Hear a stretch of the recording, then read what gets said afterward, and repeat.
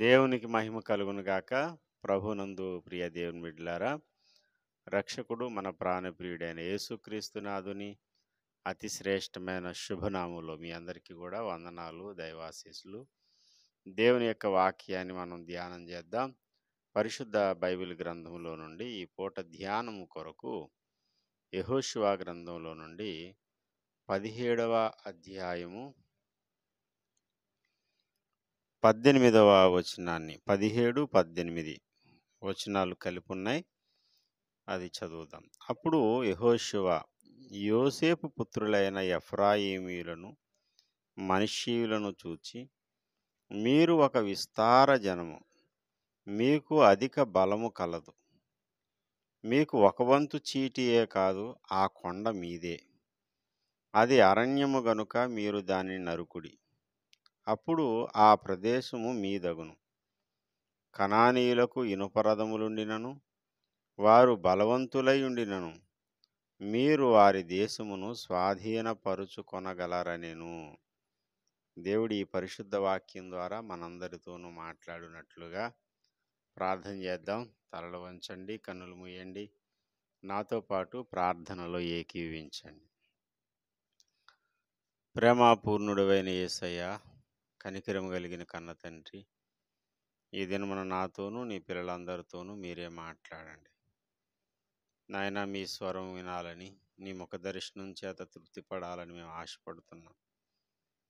దయపాలించి మాతో మాట్లాడి తేటగా సూటిగా మాకు నీ దర్శనమిచ్చి ఈ ఉపవాస ప్రార్థన మా జీవితాలకు ఒక ఆశీర్వాదకరమైన ప్రార్థనగా మార్చమని యేసయ్య నామమున వేడుకుంటున్నాం పరమ తండ్రి. ప్రభునందు ప్రియమైన దేవుని బిడ్డలారా, క్రైస్తవుని బలహీనత అనే ఈ యొక్క అంశాన్ని మనం ధ్యానం చేద్దాం. ఏంటి ఆ అంశం పేరు? క్రైస్తవుని బలహీనత. క్రైస్తవుని బలహీనత, ఏ బలహీనత ఉంది అంటే మనలో చాలా బలహీనతలు ఉన్నాయి. ఎన్నో విషయాల్లో మనకు బలం సరిపోవడం లేదు. పాపాన్ని ఎదిరించడానికి బలం సరిపోవట్లేదు. సాతాన్ని ఎదిరించడానికి బలం సరిపోవట్లేదు. ఇలా ఎన్నో విషయాలు చెప్పుకోవచ్చు. కానీ అన్నిటికంటే ప్రాముఖ్యముగా, ప్రథమముగా, మొట్టమొదటిగా చెప్పుకోవలసినటువంటి మన బలహీనత ఏంటా బలహీనత అంటే, మన బలమేంటో మనం తెలుసుకోకపోవడమే మన బలహీనత. మనకున్న బలమేంటి? మనకి దేవుడిచ్చిన సామర్థ్యం ఏంటి? అసలు మనమేంటో మనం తెలుసుకోగలిగిన నాడే మనము ఎలాంటి బలహీనతనైనా జయించగలుగుతాము. ఎలాంటి శత్రువునైనా సరే మనం జయించగలిగిన వాళ్ళం అవుతాం. ఏం చెప్తున్నాను నేను? మనలో ఎన్నో బలహీనతలు ఉన్నాయి, కానీ అన్ని బలహీనతల్లోకెల్లా మొట్టమొదట చెప్పుకోదగిన బలహీనత ఏంటంటే, మన బలమేంటో మనకు తెలియకపోవడమే మన పెద్ద బలహీనత అంటున్నాను. అవును ప్రియమైన దేవుని బిడ్డలారా, మన బలమేంటో మనం తెలుసుకోవాల్సిన అవసరం ఎంతైనా ఉంది. పురాణాల్లో ఒక ఆయన ఉంటాడట. నేనేం పేర్లు ఏం చెప్పను, మనకు అవసరం లేదు కూడా. అలా పేర్లు చెబితే సంతోషించే వాళ్ళు పోయి మళ్ళీ గొడవలకు వచ్చేవాళ్ళు తయారయ్యారు. అందుకని ఏ పురాణ కథలు, ఏ పురాణాల పేర్లు నేను ఇప్పుడు ప్రస్తావించాలని అనుకోవడం లేదు. కానీ అందరికీ తెలుసుంది, నేను ఈ మాట చెప్పగానే వెంటనే ఆ పేరు మనసులోకి వచ్చేస్తుంది. ఒక ఆయన ఉంటాడు, ఆయన చాలా బలవంతుడు. కానీ ఆయన బలహీనత ఏంటంటే, ఆయన బలం ఏంటో ఆయనకు తెలియదట. ఎవరైనా వచ్చి ఆయనకి కొంచెం జ్ఞాపకం చేయాలి, నువ్వు చాలా బలవంతుడు అయ్యా, నీకు ఏది కూడా అడ్డు లేదు అని చెప్పేసి కొంచెం ఆయన బలాన్ని గూర్చి ఆయనకి చెప్పడం మొదలుపెడితే అప్పుడు ఆయనకి అనిపిస్తదనమాట. అవును గదా! నేను చాలా బలవంతుడిని గదా! ఇప్పుడు నేనేదైనా జేయగలనని ఆయన అనుకుంటాడట. ఎంతటి బలవంతుడంటే ఆయన, ఒక చిన్న కొమ్మ పట్టుకుని రా నాయనా అని పంపిస్తే, కొండే పట్టుకొచ్చేసినంత బలవంతుడట. కొమ్మ దెమ్మని పంపించారు. కొమ్మెక్కడుందో ఆయనకి అర్థం గాలేదు. అది ఏ చెట్టు కొమ్మో ఏదో అంత కన్‌ఫ్యూజ్‌గా ఉందట ఆయనకి. ఈ కన్‌ఫ్యూజన్ అంతా మనకెందుకు సార్? ఈ కొండ మీద ఈ చెట్టుందన్నారు గాబట్టి, ఈ కొమ్మ పట్టుకెళ్ళే బదులు ఈ కొండే పట్టుకెళ్ళిపోదాం అని కొండని వేళ్ళలో నుండి పెకలించి చేత్తో పట్టుకొని ఎగిరొచ్చి ఆ కొమ్మ ఇచ్చేస్తాడు. ఆ కొండ తీసుకొచ్చి ఇచ్చేస్తాడు. మరి అంతటి బలవంతుడు గూడా ఓ చిన్న మనిషి దగ్గర బెండయిపోయినటువంటి సందర్భాలున్నాయి. కారణం ఏంటంటే, ఆయన బలమేంటో ఆయనకు తెలియకపోవడం.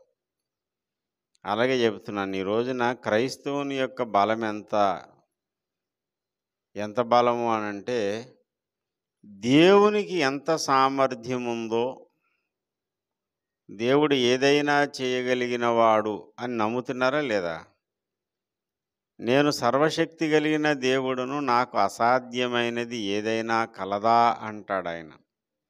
అవును, దేవునికి అసాధ్యమైనది ఏది లేదు. ఆయనకు అన్నీ సాధ్యమే. సమస్తమును ఆయనకు సాధ్యమే. ఏదైనా ఒకటి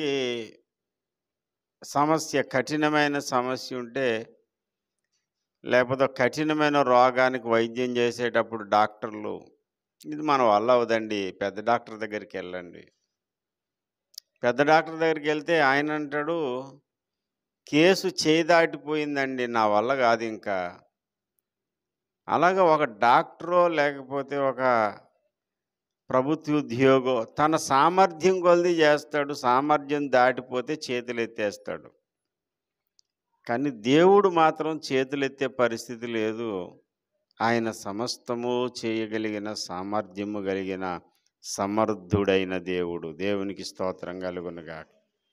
హల్లెలూయా. అన్నీ సాధ్యమే ఆయనకి.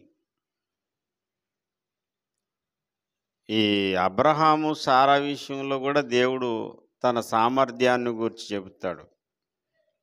అబ్రామా, నేను సర్వశక్తి కలిగిన దేవుణ్ణి అంటాడు 17వ అధ్యాయంలో. 18వ అధ్యాయంలోకొచ్చి 18వ అధ్యాయంలోకొచ్చి మళ్ళీ చెబుతాడు, యెహోవానైన నాకు అసాధ్యమైనది ఏదన్నా గలదా అన్నాడు. ఆ దేవుడే ఇంకో మాట కూడా చెప్పాడు మార్కు సువార్తలో, నమ్మేవానికి సమస్తము సాధ్యం అన్నాడు. దేవునికి స్తోత్రం. సమస్తము సాధ్యమైనటువంటి వారు ఇద్దరున్నారు. ఒకడు దేవుడు, ఒక ఆయన దేవుడు. రెండోది ఎవరంటే, ఆ దేవుని మీద సంపూర్ణంగా నమ్మిక ఉంచినవాడు.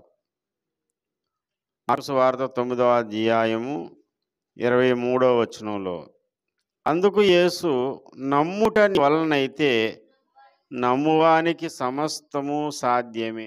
స్తోత్రం. అంటే దేవుని నమ్మేవాడు. దేవుణ్ణి నమ్మేవాడికి అన్నీ సాధ్యమే. అంటే దేవునికున్న నమ్మేవాడికి ఉంది. నువ్వు నమ్ము, నాకు అన్నీ సాధ్యమని దేవుడు అక్కడ. నమ్మేవానికి సమస్తము సాధ్యం. దేవునికి స్తోత్రం. ఒక పరీక్ష పెట్టారు యేసయ్యకి. నీ శిలువ వల్ల అవ్వలేదు, వాళ్ళకి సాధ్యం కాలేదు నా కొడుకుని బాగు చేయడం. ఒకవేళ నీ వల్ల ఏమన్నా అయితే మాకు సహాయం చేయి అంటే, ఆ మాటకి యేసయ్య అన్నాడు, నా వల్ల అవ్వడం కాదురా బాబు, అసలు నమ్మడం నీ వల్ల అవుతుందా? నమ్మడం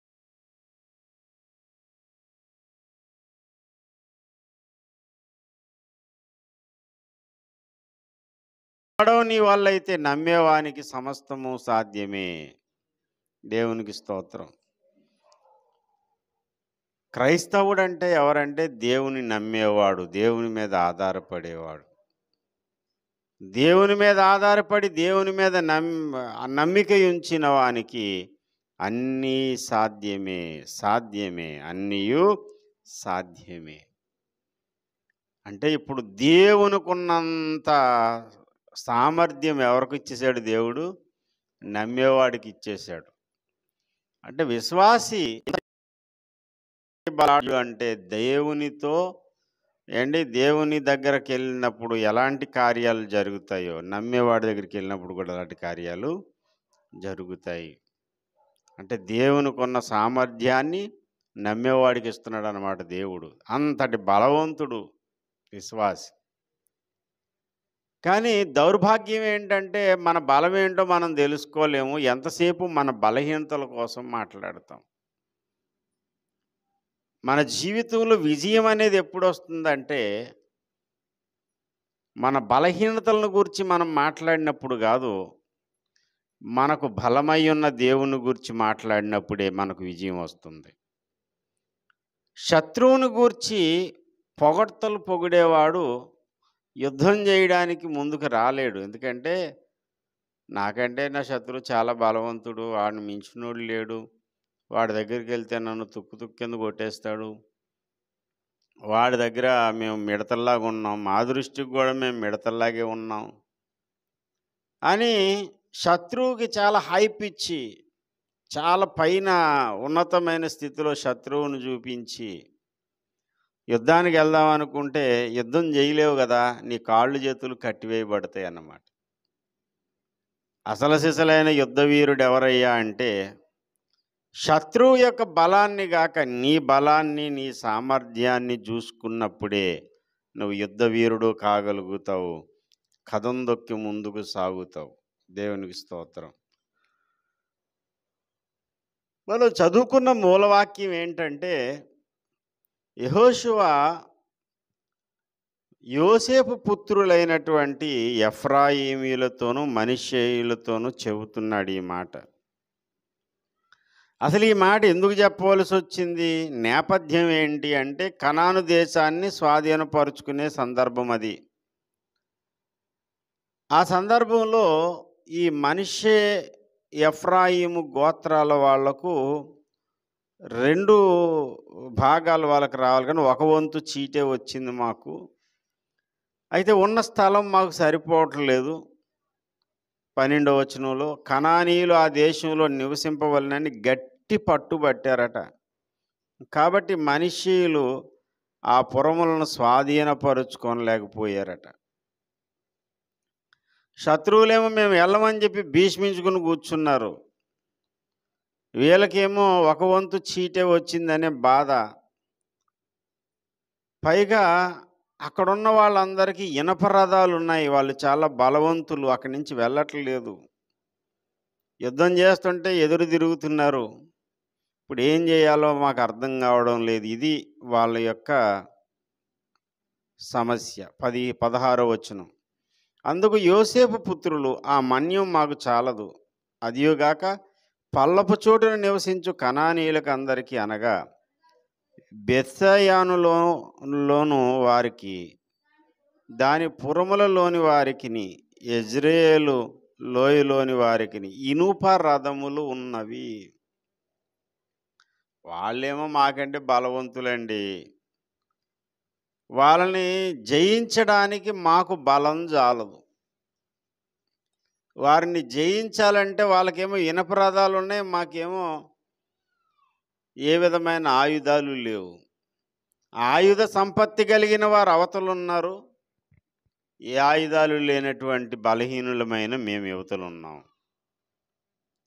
మేము వెళ్ళి వాళ్ళతో పోరాటం చేస్తాం, కానీ గెలిచేది ఏం కనపట్టలేదు.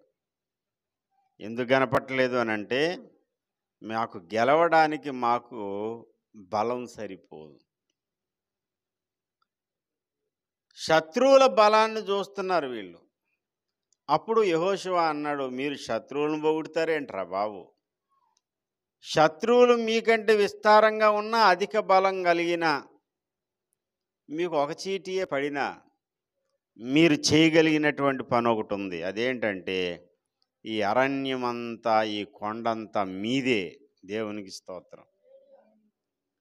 నీ జీవిత విజయ రహస్యం ఏంటంటే నీకున్న సమస్య పెద్దది కానివ్వండి, ఆ సమస్యకు కారణమైన శత్రువు ఎంత గొప్పోడైనా కానివ్వండి, విజయము నాదే, ఇది నా వల్ల అవుతుంది, సమస్య ఎంత గొప్పదైనా దానికి పరిష్కారం నా దేవుని దగ్గర ఉంది అని విశ్వాసముతో పలకడం, యుద్ధం చేయడం, విజయం సాధించడం అనేది మనం నేర్చుకోవాలి. దేవునికి స్తోత్రం. ఈ ప్రసంగపు ప్రారంభంలోనే నేను ఒక స్టేట్మెంట్ ఇచ్చాను. క్రైస్తవుని యొక్క బలహీనత ఏంటా? బలహీనత అంటే నీ బలము నీవు ఎరగకపోవడమే. ఇక్కడ మనష్షే ఎఫ్రాయిమీయుల యొక్క బలహీనత ఏంటంటే వాళ్ళ సామర్థ్యం వాళ్ళకి తెలియట్లే. వాళ్ళకి ఎలాంటి సామర్థ్యం ఉందంటే అవతల ఇనప రథములున్న బలాఢ్యులనైనా సరే యుద్ధములో స్వాధీనపరుచుకోగలిగిన సామర్థ్యం వీళ్ళ లోపల దేవుడు ముందే ఉంచాడు. నీ ముందు ఎన్ని పోరాటాలు వచ్చినా, ఎన్ని సమస్యలు వచ్చినా చెక్కు చెదరకుండా, అటు ఇటు దిక్కులు చూడకుండా ముందుకు సాగిపోవాలంటే దేవుడు నీలో ఉంచిన సామర్థ్యం మీద నీవు నమ్మకం ఉంచాలి. నీ మీద నీకు నమ్మకం అని కాదు నేను చెప్పేది. నీలో సామర్థ్యము దేవుడు ముందే పెట్టాడు. నా వల్ల కాదండి. కొంతమంది సువార్త చెప్పడానికి నా వల్ల కాదండి. ప్రార్థన చేయంటే నా వల్ల కాదండి. సాక్ష్యం ఇయ్యమ్మ నా వల్ల కాదండి. ఒకరిని దేవుని దగ్గరికి నడిపించి నా వల్ల కాదు. సత్యం ప్రకటించి నా వల్ల కాదు. దేవుని కొరకు కొంత సమర్పణ చేయి నా వల్ల కాదు. ప్రతిదానికి నా వల్ల కాదు, నా వల్ల కాదు, నా వల్ల కాదు, నా వల్ల కాదు అనేవాళ్ళు కొంతమందికి దు అనేది పలకదు. అలాగే దు అనేది పలకలేనాడు అన్నాడంట, నా వల్ల కాడు అన్నాడంట. నా వల్ల కాడు, నా వల్ల కాదు, నా వల్ల కాదంటే లాస్ట్కి నీకు మిగిలేది నీ వల్ల కాడే. నీ వల్ల కాడు కాదు మిగలవలసింది.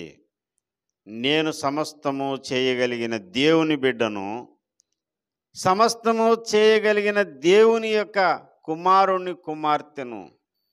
కాబట్టి నా వల్ల కాదు అనే మాట అనడం నా వల్ల కాదు. దేవునికి స్తోత్రం. ఏం వల్ల కాదు? నా వల్ల కాదు అనడమే నా వల్ల కాదు అనేలాగా తయారవ్వాలి.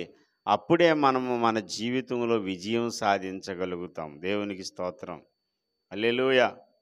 వాళ్ళకి ఇనప రథాలు ఉన్నాయి, వాళ్ళు బలవంతులు అని శత్రువు యొక్క బలాన్ని గురించి మాట్లాడడం మాని, యెహోవా నా బలమా నేను నిన్ను ప్రేమించుచున్నాను అంటూ తనకు బలమై ఉన్న దేవుని గురించి మాట్లాడాడు దావీదు.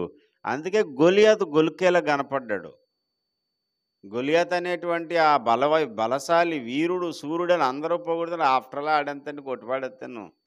వాడిని కొట్టడం పెద్ద ప్రాబ్లం కాదు. వాడిని కొట్టినందుకు నాకు ఏమన్నా బహుమతి ఉందా చెప్పండి. ముందు కాంట్రాక్ట్ మాట్లాడుతున్నాడు అక్కడ. ఏరా బాబు నీకింత ధైర్యం ఎక్కడి నుంచి వచ్చింది? ఒకటే, అందరూ శత్రు బలం చూస్తున్నారు. దావీదు మాత్రము తనకున్న బలము యొక్క రహస్యం ఏంటో చూశాడు. తనకున్న బలం ఏంటంటే దేవుడే తన బలమని చూసుకున్నాడు. దేవునికి స్తోత్రం. అందరూ శత్రు సామర్థ్యం చూస్తుంటే దావీదు తనకున్న సామర్థ్యము, దేవుడిచ్చిన సామర్థ్యం చూస్తున్నాడు. దైవికమైన దేవుడిచ్చిన సామర్థ్యాన్ని చూస్తే వాడు గొలికెలా కనపడ్డాడు. వాడెంతండి ఆఫ్టర్ ఆల్.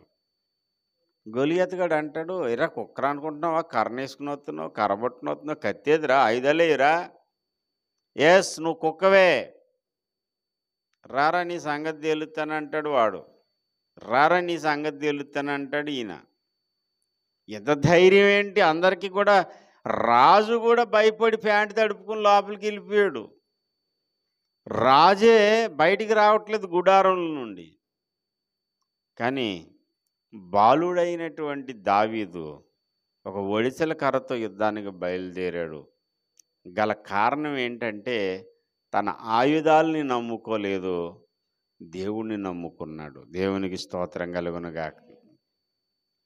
నీ ఆయుధాలను, నీ బంధువులను, నీ డబ్బును కొంతమంది చాలా విశ్వసిస్తారు. దేని మీద అంటే వాళ్ళకున్న ఆస్తిపాస్తుల మీద, డబ్బు మీద ఎంత నమ్మకం అంటే నాకు ఏ సమస్య వచ్చినా పర్వాలేదు, ఈ డబ్బుతో నేను పరిష్కారం చేసుకోగలను, ఈ డబ్బులతో నేను ఏదైనా సాధించగలను. అంటే ఏం సాధిస్తావు? మందులు కొంటావేమో, ఆరోగ్యం కొనగలవా? హాస్పిటల్ బిల్ అయితే కట్టగలవేమో, కానీ ఆరోగ్యాన్ని కొనగలవా?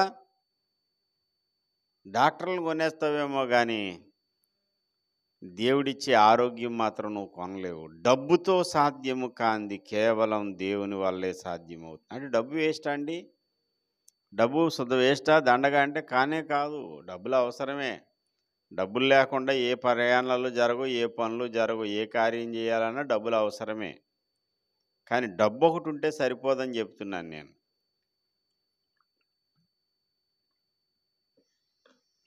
దేవుని దయ, దేవుని కార్యం, దేవుని యొక్క సామర్థ్యము, దేవుని కృప, ఇవేవీ లేని డబ్బు శుద్ధ దండగ తప్ప ఇంకేం కాదు. ఒకడు కోట్ల రూపాయలు ఉంటాయి కానీ వాడు చచ్చే వరకు కూడా దాన్ని అనుభవించడు. వాడు ఎక్కడో స్విస్ బ్యాంకులో ఎక్కడో వేసుకుంటాడు. ఆ పాస్వర్డ్ వాడికి తప్ప ఇంకెవరికీ తెలియదు అండి. ప్రజల అందరినీ కూడా మోసం చేసి కోట్లు కూడబెట్టి గవర్నమెంట్కి బురుడి కొట్టించి అక్కడెక్కడికో స్విచ్ బ్యాంక్కి వెళ్ళిపోతుంది డబ్బు. నిజంగా ఒక మాట అండి, ఏ గవర్నమెంట్ ఆఫీసర్కి తెలియకుండానే అన్ని డబ్బులు వెళ్ళిపోతున్నాయా?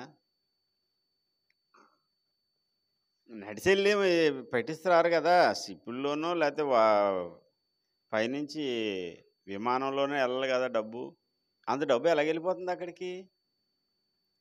ఎవరికి తెలియకుండా వెళ్ళిపోతుందా? విమానం ఎక్కేటప్పుడు సూట్ కేసులో లోపల ఎక్కడో దాచిస్తే తెలియదు అనుకుంటే అదేం లేదు, కెమెరా ఉంటుంది. ఇలాగ లోపలికి వెళ్ళగానే ఎక్స్రే కెమెరా అన్నమాట. నేను చూసాను ఆ కెమెరా. అది ఎలా ఉంటుందో తెలుసా? ఒకరికి లోపల ల్యాప్టాప్ వెళ్తుంటే అవతల పక్క మానిటర్ మీద చూశాను. ల్యాప్టాప్ లోపల ఉన్న ప్రాసెసర్తో సహా, మదర్ బోర్డుతో సహా కనపడుతుంది అందులో ఆ కెమెరాలో. కొంతమంది చాలా తెలివైన వాళ్ళు ఏం చేస్తారంటే లోపల బ్యాగ్లోని అరలో పెట్టేస్తుందని డబ్బులు. అంటే ఏం తెలియదు, మొత్తం కాదు కనిపించిపోతాయి. ల్యాప్టాప్ లోపల ఉన్న ప్రాసెసర్ కనపడుతుందంటే చూసుకోండి ఆ కెమెరాకి. మరి అలాంటి సెక్యూరిటీ సిస్టమ్ ఉన్న దినాల్లో మరి కోట్ల రూపాయలు అక్కడికి దాటించేయడం ఎలాగవుతుంది? ఎంతమంది ఇందులో ఇన్వాల్వ్ అవుతున్నారు? అది దేవుడికి ఎరుక. అక్కడ దాసి వస్తాడు కానీ వాడు అనుభవిస్తాడా అంటే ఏ యాక్సిడెంట్లోనూ చచ్చిపోతాడు, గుండెపోటు వచ్చి చచ్చిపోతాడు, ఆ పాస్వర్డ్ రాదు. అలాగా ఉన్న కోట్ల రూపాయల బ్లాక్ మనీ అక్కడ ఉండిపోయింది. గౌరవ ప్రధానమంత్రి గారు మొట్టమొదట మనకు చేసిన వాగ్దానం ఆయన మర్చిపోయారో ఏంటో మరి. ఆ బ్లాక్ మనీ అంతా బయటికి తీసుకొచ్చేస్తాను, అకౌంట్లు ఓపెన్ చేసుకోండి, 15 లక్షల రూపాయలు ఒక్కొక్క అకౌంట్లో వేస్తాను అన్నారు ఆయన. ఎప్పుడు వేస్తారో చూద్దాం. మరి అకౌంట్ అయితే ఖాళీగానే ఉంది, చూద్దాం. మీరు ఒకవేళ అకౌంట్ తీసుకోకపోతే తీసుకోండి తొందరగా. బ్లాక్ మనీ లాగే ఉండిపోయింది, అది వైట్ అవ్వలేదు ఇంకా. ప్రియమైన దేవుని బిడ్డలారా, మనిషికి అత్యాశ. డబ్బుంటే ఏదన్నా చేయొచ్చు, డబ్బుంటే ఏదన్నా చేయొచ్చు అని డబ్బు పోగేస్తాడు, అది తినకుండానే చచ్చిపోతాడు. ఒక వాస్తవం చెబుతున్నాను, దేవుని దయ ఉంటే దేవుడిచ్చిన దాన్ని నువ్వు అనుభవించగలుగుతావు. డబ్బుతో చేయలేవేది కూడా. డబ్బు అవసరమే కాదని నేను అన్ను, కానీ డబ్బుతోనే సమస్తం జరుగుతుంది అనుకుంటే అంతకంటే పిచ్చిమోహం ఇంకెవడు లేదు. ఒక ఆయన అంటాడు కదా, మంచి ఆయనే, ఏం డబ్బులు లేవంటున్నా, ఇన్ని ప్రయాణాలు ఎలా చేసేస్తున్నావు, ఇంత సేవ ఎలా జరుగుతుంది అంటే డబ్బులు లేవని చెప్పుకోవడం అబద్ధమా లేకపోతే సేవ చేయడం అబద్ధమా అంటే రెండూ నిజాలే. యాక్చువల్గా నా దగ్గర డబ్బులు లేవు, బ్యాంక్ నిల్వలు లేవు, ఏ బ్యాంక్ నిల్వ లేదు, ఏ విధమైనటువంటి ఏమంటారు సంపాదన కూడా లేదు. సోర్స్ ఏమున్నాయండి? సోర్స్ ఆఫ్ ఇన్కమ్ అంటే సోర్స్ ఆఫ్ ఇన్కమ్ ఏమీ లేదు, ఒకటి దేవుడిచ్చేది. దేవునికి స్తోత్రం. ఆ పూట అలాగే దేవుడు గెట్టింగ్ చేసుకుని నడిపించుకుని వచ్చేస్తున్నాడు. దేవునికి స్తోత్రం. దాన్ని ఎక్స్ప్లెయిన్ చేసి చెప్పాలంటే ఏ భాషలో చెప్పాలి? ఏ భాషలో చెప్పాలో తెలీదు. నమ్మితే నమ్మచ్చు, నమ్మకపోతే పోవచ్చు, అది మనం ఏం చేయలేము దాన్ని. బాబు మీరందరూ నమ్మండి బాబు నమ్మించాలా? ఎప్పటికప్పుడు అకౌంట్ ఖాళీ, ఇంట్లో ఖాళీ, అందుకే ధైర్యంగా వెళ్ళిపోతాం. ఎక్కడికి వెళ్ళినా తలుపు తాళం ఉన్నా లేకపోయినా భయపడేది లేదు. కొంతమంది ఇంటికి 100 తాళాలేసి ఆ తాళాలు ఇక్కడెక్కడ పెట్టుకుని మనకు ఆ భయం లేదు. ఎందుకు భయం లేదంటే ఒక తులం బంగారం లేదు. ఒక ₹1000 ఇంట్లో ఎప్పుడూ ఉండదు. కానీ రోజుకి చాలామందికి సాయం చేస్తున్నాం. చాలామందికి అన్నదాతల్లా తయారైపోయాం. ఎక్కడి నుంచి వచ్చింది ఇదంతా అంటే దేవుని కృపతో వచ్చింది. దేవునికి స్తోత్రం. డబ్బుల వల్ల జరిగేది కాదు. కోట్ల రూపాయలు నిలవలున్న పాస్టర్లు బోలెడుమంది ఉన్నారు. వాళ్ళు చేయగలుగుతున్నారా అంటే వాళ్ళ వల్ల కావట్లేదు. నేను నమ్మేది ఏంటంటే డబ్బు వల్ల ఏది జరగదు. దేనివల్ల జరుగుతుంది? దేవుని వల్ల జరుగుతుంది. దేవునికి స్తోత్రం కలుగునుగాక. నా సామర్థ్యము దేవుడే, యెహోవా నా బలమా అని ఆయన బలం మీద ఆధారపడినప్పుడు, ఆయన సామర్థ్యం మీద ఆధారపడినప్పుడు మనం ఏదైనా చేయగలుగుతాం. ఈ మనష్షే ఎఫ్రాయిమీయుల యొక్క ఆలోచన మొదట యెహోషువతో పంచుకున్నారు. మా వల్ల కాదండి, మా వల్ల కాదు.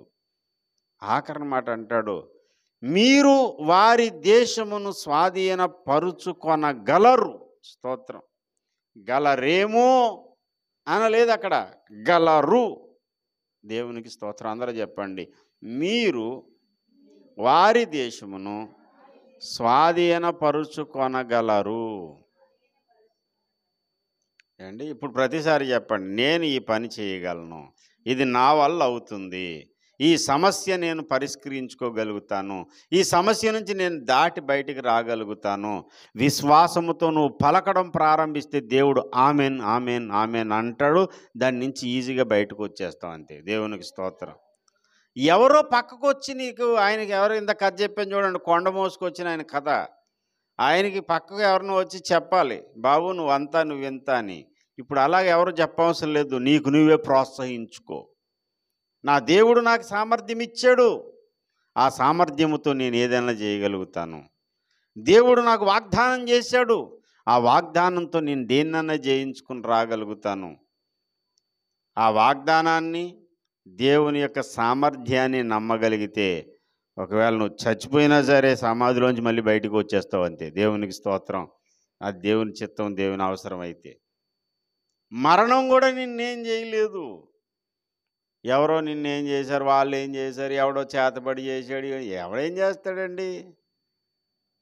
చేయమనండి ఎవడేం చేసినా. వాడన్నిటిని కూడా తుత్తి నీళ్ళగా కొట్టే దేవుడు నాకున్నాడు. దేవునికి స్తోత్రం. అయ్యగారు చెప్పారు ఒకసారి, విశ్వములోని శక్తులన్నీ మూటగట్టి ఒక్కటై పోగై వచ్చిన యేసయ్య రక్తంలో చిన్న బొట్టు చాలు వాటన్నిటిని వెళ్ళగొట్టడానికి. దేవునికి స్తోత్రం. యేసయ్య రక్తము ప్రభావము కలిగిన రక్తం. ఆ రక్తం చేత మనం కనబడ్డాం. ఆ రక్తం మనలో ప్రవహిస్తుంది.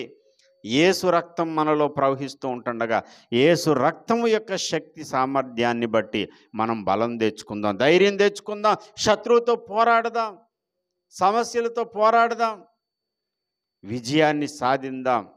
నేను చేయగలను అని ఖండితంగా, రెండవ మాటకు ఆస్కారం లేకుండా నిర్ద్వందంగా ప్రకటించగలిగిన నాడు విజయం మనకు ప్రాప్తిస్తుంది. సంతోషంతో మనం ముందుకు సాగిపోగలుగుతాం. మనిషి ఎఫ్రాయిమీయుల్లా శత్రువును పొగడొద్దు, సమస్యను చూడొద్దు. ఎన్ని సమస్యలన్నా చెప్పు, వాటన్నిటికీ ఇదే పరిష్కార మార్గం. ఈ సమస్యలన్నిటి నుంచి నా దేవుడు నన్ను విడిపించగలడు, నేను బయటకు వచ్చేస్తానంతే అని విశ్వాసంతో ప్రకటించి విజయాన్ని పొందుకుందాం. దేవుడు మనకు సహాయం చేయనుగాక. ఆమేన్. రండి ప్రార్థన చేసుకుందాం. అందరూ తలలు వంచండి, కన్నులు మూయండి, దేవుని ఆత్మ సహాయం అర్థించండి. ఇది ప్రార్థన సమయం. హల్లెలూయా, హల్లెలూయా, హల్లెలూయా, హల్లెలూయా, హల్లెలూయా, హల్లెలూయా, హల్లెలూయా, హల్లెలూయా, హల్లెలూయా. అందరూ కొద్దిసేపు ప్రార్థనలో గడుపుదామండి. కొద్దిసేపు ప్రార్థనలో దేవుని సహాయం